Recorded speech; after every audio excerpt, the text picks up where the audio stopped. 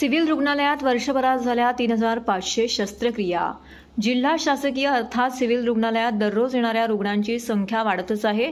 त्यामुळे वर्षभरात तब्बल 3500 शस्त्रक्रिया झाल्या आहेत।